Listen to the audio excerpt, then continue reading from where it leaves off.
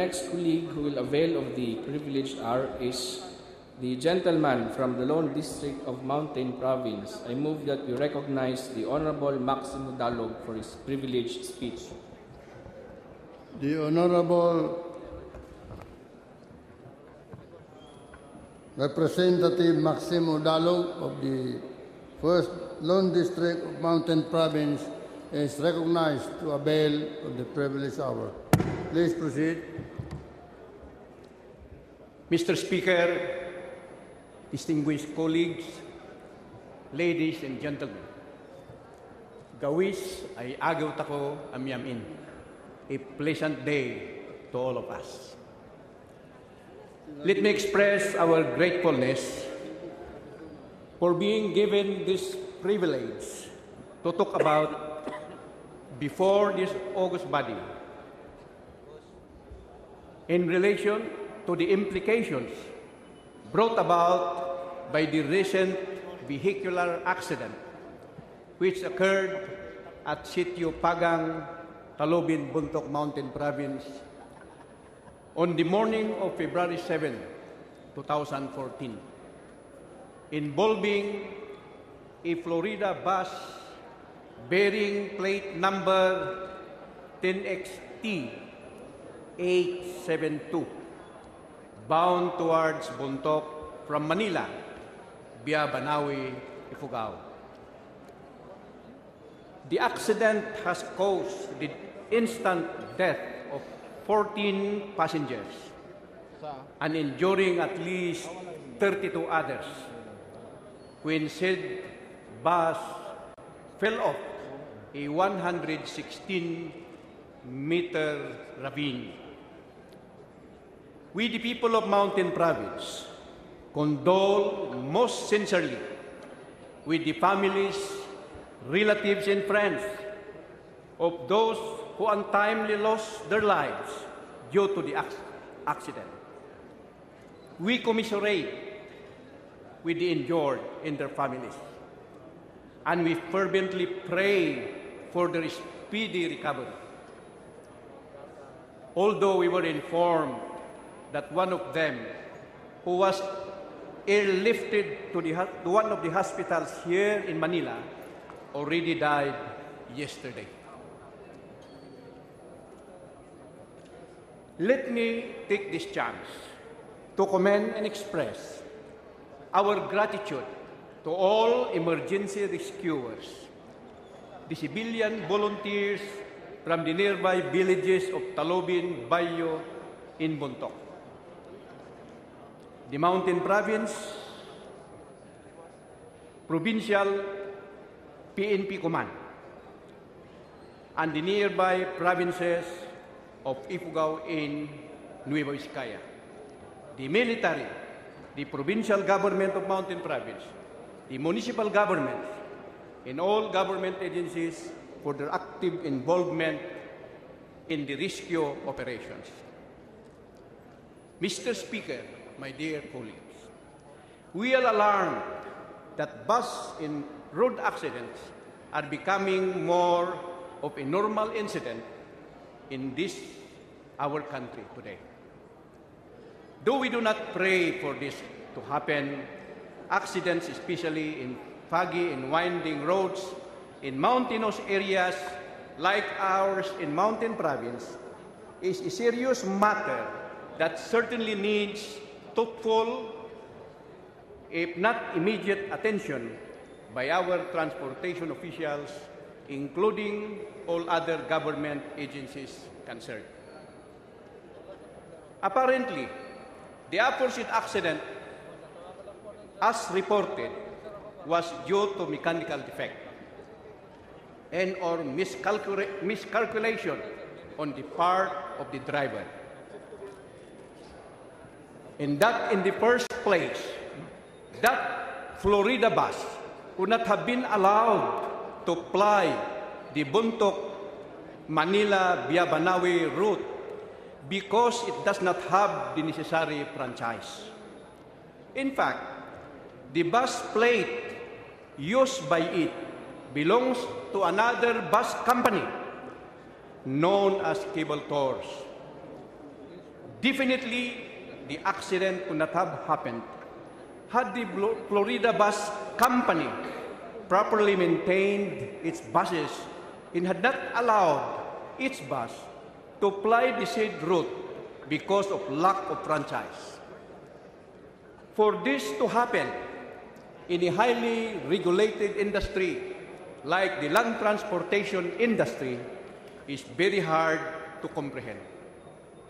Indeed, as Congressman Fernando Hiccup puts it, we should start investigating the operations and management of public utility bus companies and how the LTFRB, the Land Transportation Franchising and Regulatory Board, is acting on its mandate of regulating the bus transport sector, as we need to impose stricter regulations and heavier penalties on erring bus companies. Because of winding roads alongside deep ravines, foggy and unfavorable weather conditions, in the terrain in these mountainous areas in our country, the installation of road signs, concrete barriers, parapets, and guardrails, including the installation of cat's eye or tiger's eye along mountainous roads, will surely forestall the happening of road accidents. We humbly ask the Department of Public Works and Highways and the Road Board to look into this for the safety of our people. Let us also take note of the fact that many of the wounded passengers were referred to Baguio City hospitals, which are 5 to 6 hours away from Bontoc Mountain Province. When we already have our own hospitals in Mountain Province, like the Bontoc General Hospital and the Luis Hora Regional Memorial Hospital.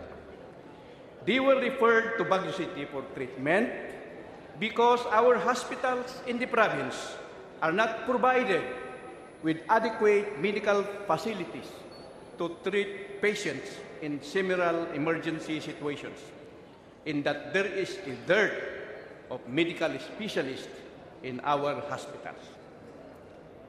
We are glad, Mr. Speaker, my dear colleagues, that one of our hospitals, the Luis Hora Memorial Regional Hospital, by virtue of Republic Act 7445, its bed capacity was increased from 75 to 100 beds, sometime in April 27, 1992, and was later elevated into a regional hospital of the Cordillera Administrative Region sometime in 1997 by virtue of Republic Act 8314. But up to the present, it is still operating as a district hospital because our plea that the hospital be provided with adequate facilities, personnel, medical specialists, and be upgraded to a regional hospital was not favorably considered by DOH, and this is 20 years ago. Even after the lapse of 22 years, the implementing rules and regulations to increase its bed capacity to 100 beds by virtue of Republic Act 7445 was not yet approved by the Department of Health up to the present. We are sure, Mr. Speaker, my dear colleagues, that there are a lot of laws passed by this august body, upgrading some hospitals like that of the Luis Hora Memorial Regional Hospital in some parts of the country, which up to the present had not yet been implemented by the Department of Health. Otherwise, some of the laws passed by this august body will just go to naught if they are not being implemented. It is for this reason, Mr. Speaker, my dear colleagues, that we request humbly this august body to conduct an inquiry as to why these existing laws, already passed long time ago by this august body, are not yet being implemented up to the present time by the Department of Health. Finally, let me take note of the fact that most of the passengers in the accident are tourists visiting Mountain Province and the Cordilleras. We are happy and lucky because domestic and foreign tourists come to see the wonders that our countryside can offer them. With this accident, the tourism industry in our country, particularly in our province, will certainly be negatively affected. We urge the Department of Tourism to look into ways on how to mitigate the effects of this particular vehicular accident to our tourists, to project the image that truly it is more fun in the Philippines. Mr. Speaker, distinguished colleagues, the urgency and the need for action lies in the fact that every nation's best resources are its people. When bus and road accidents are seriously taken cognizance of, the prevention and perhaps eradication of such accident will surely be realized. Thank you very much, Mr. Speaker, my dear colleagues. Thank you. Floor Leader. Mr. Speaker, I move that we recognize the Honorable Jonathan De La Cruz for his interpellation. The Honorable Jonathan De La Cruz is again recognized, this time to avail of the privileged hour. No, thank you very much, Mr. Speaker. Please proceed. Will the distinguished gentleman, the Honorable Congressman DALOG, yield to a few questions? Gladly, Mr. Speaker, Your Honor. Thank you very much. Thank you very much, Your Please Honor. proceed.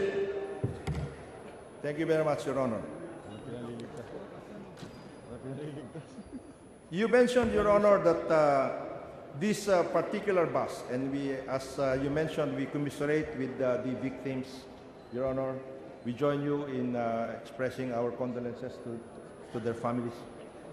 This particular bus was not even registered or licensed or given a franchise, Your Honor. Is this correct? That's correct, Mr. Speaker, Your Honor. And it is, what particular route was it assigned, Your Honor, if this is the case? Ano lang po ba ito? Is this a colorum bus? It is a colorum bus because the plate that is using actually belongs to another bus company. It belongs to a bus company that once operated in that route, the cable tours. So it is a colorum bus. And there is no indication, Your Honor, that that particular route has been taken over by Florida at all? There is no indication. That's what we understand. In other words, Your Honor, this particular Florida bus was allowed to traverse that route and take on passengers using a colorum or a non-existent, probably a non-existent franchise or an old franchise that may have been disregarded, Your Honor, and it was allowed by our transportation authorities, meaning LTFRB and LTO, to traverse that road. Is that how I understand this, Your Honor? Ang ibig po bang sabihin nito ay tumatakbo ito ng wala sa lugar, wala rin sa prangkisa, at ito'y napayagan ng ating mga land transportation officials? I do not really know if it was allowed by our transportation officials. What I am certain is the bus company allowed this bus to ply that route despite the fact that it has no franchise. I am bringing this to the attention of our colleagues, Your Honor, because this has been the case in many instances. As a matter of fact, in our hearings regarding land transportation, we found out that the land transportation, the franchising system under the Land Transportation Regulatory Board is very chaotic. It's in a mess. Sometimes it's not even existing. is non-existent in many instances. I remember, for example, Your Honor, that there is a moratorium. There has been a moratorium on the issuance of franchises, for example, since 2000. But we found out just recently that the regional office, Region 3 of the LTFRB, issued a franchise for a bus line traversing or plying the route Mekawayan to a so-called central terminal in Quezon City. And this is not supposed to have been done because there is a moratorium. Furthermore, Your Honor, there is no such central terminal in Quezon City. And yet it was issued by a regional office. Perhaps this is happening even in the Cordilleras, Your Honor, meaning the LTFRB regional offices are just coming out with their kind of interpretation of a moratorium because there is supposed to be a moratorium, Your Honor. That's true. It is possible that it might be happening in the Cordilleras also. And that is very, very sad, Your Honor, Mr. Speaker, because if this is happening, and this has happened, even in the case of many other accidents in other parts of the country, Your Honor, the problem here, Your Honor, and I will appreciate if you can give us some additional information. What did the LTFRB do as far as this particular accident is concerned? Did they come out with some measures, Your Honor? What I understand, Mr. Speaker, Your Honor, is that the LTFRB, I think, ordered the buses of Florida to their central office for inspection, and that there will be a public hearing to be conducted on February 19 relative to this. That's what I understand as the measures that they have undertaken, Mr. Speaker, Your Honor. Iyan nga po ang naging malaking problema kasi pag nagkakaroon ng mga ganitong aksidente, sa halip na tignan nila yung kanilang sistema, Your Honor, ang kanilang immediate na ginagawa, suspindihin. Nagsususpend. Akala nila tapos na ang problema. Pag nagsuspend ka ng isang bus company o yung mga drivers hindi mo na pinatrabaho o kaya yung mga magre-reinspection ka. Parang ganun po ang kanilang palaging ginagawa. Samantala, nagkakaroon ng napakaraming aksidente. Hindi nila tinitignan yung kanilang sistema. Napakalungkot po yung ganun kung nangyayari yon. At palagay ko, ganyan din po ang nangyari. At yan din po ang kanilang solusyon pagdating po dito sa nangyari sa Cordillera. Ganyan din ang nakikita ko insofar as this Florida bus is concerned, Mr. Speaker, Your Honor. Maraming salamat po sa paglilinaw na yan. Napunta din po tayo. Nabanggit din po ninyo kanina, Your Honor, na baka ang nagiging problema din, lalong-lalo na sa mga areas kagaya ng Cordillera, yung tungkol po sa road safety and maintenance. Maaari po ninyo mabanggit sa amin kung ano po sitwasyon dun sa area na pinangyayarihan nitong aksidente nito. What is the situation, the road situation in that area, Your Honor? The particular site of the accident is a two-way road, concreted na. It's concrete. Although there was no provision for road barriers or parapets that were constructed alongside the road. And it appears that there are no cat's eye and there are no tiger's eye, despite the fact that this particular road section of the Bontoc-Banawe Road is a foggy road. My understanding, Your Honor, is that this Bontoc-Banawe Road is a national road and therefore should have been given all the necessary funds for purposes of ensuring safety in this particular road. Is that my correct understanding of the situation of the Bontoc-Banawe Road, Your Honor? It is a national road which should be provided all the necessary funds for purposes of safety and maintenance. Yes, Mr. Speaker, Your Honor, it's a national road, and we are happy that the government concreted it, upgraded it into a concrete road, and it's now a good road, except that these road safety devices are not, in some parts only, were provided, but not on all parts of the road, which should be done. So this will require additional funds for purposes of road safety devices, Your Honor.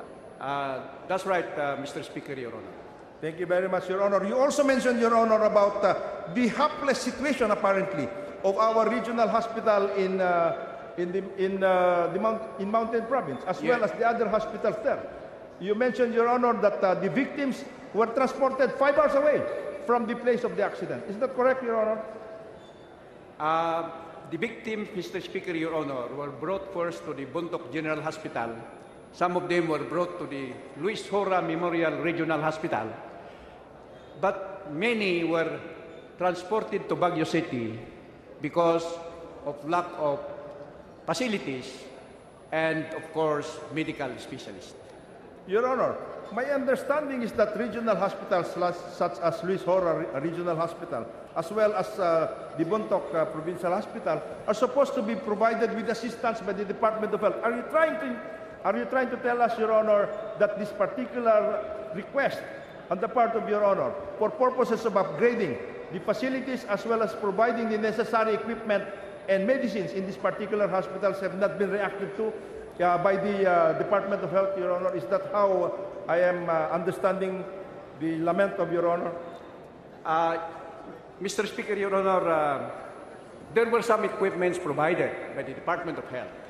But the most important thing that should have been done is for the Department of Health to approve the implementing rules and regulations that will upgrade the hospital from 75-bed capacity to 100 beds. This was by virtue of Republic Act 7445, which was enacted and approved by this august body sometime on April 27, 1992, 22 years ago. 22 years ago? Yes, but up to now, the Department of Health had not yet approved the implementing rules and regulations. These implementing rules and regulations I have seen the draft is already in the Department of Health Central Office. But up to now, as I have said, Mr. Speaker, Your Honor, the same was not yet approved by DOH. This is not only very unfortunate, but this is outrageous, Your Honor. Are you trying to tell me that it has taken 22 years and it has not been approved? This particular bill has been enacted 22 years ago and we don't have any IRR? That's what I am saying, Mr. Speaker, Your Honor. In fact, we have been requesting, this humble representation have been requesting for the IRR to be finally approved so that it will be finally be implemented and the hospital to be upgraded, considering that it was elevated 17 years ago as the regional hospital of the Cordillera Administrative Region, but our efforts were no avail. Given the circumstances now being advised to us by Your Honor, will Your Honor be prepared to come out with resolutions for three specific activities, Your Honor, for the determination of three specific agencies? Number one, in the case of land transportation, for the LTF, RB, and LTO, to provide us, in order for us to be able to investigate and provide us with the necessary arrangements right now undertaken by these two offices regarding land transportation franchising, as well as the other arrangements necessary for purposes of road safety. In the case of the department, in the case of road safety, including devices for the Department of Public Works and the Road Board to be called into by way of an inquiry, Your Honor, so that we will know what is happening to our roads, as well as providing us the opportunity to ask for other possible areas which may be prone to accidents, which they have not yet looked into. And finally, in the case of the Department of Health, as earlier advised by our colleague, Congresswoman Pakis, for us to conduct a congressional investigation on the state of our hospitals, including especially those which have been provided for under law, but which have not yet been activated up to now, Your Honor. We will gladly do that, Mr. Speaker, Your Honor. Thank you very much, Your Honor. Thank you very much, Mr. Speaker, for giving us the opportunity. Thank you, Lord Leader. Thank you, Mr. Speaker. Thank you, my dear colleagues. Mr. Speaker, I move that we recognize the Honorable Padilla, Deputy Speaker Padilla. What is the pleasure of the Honorable Padilla?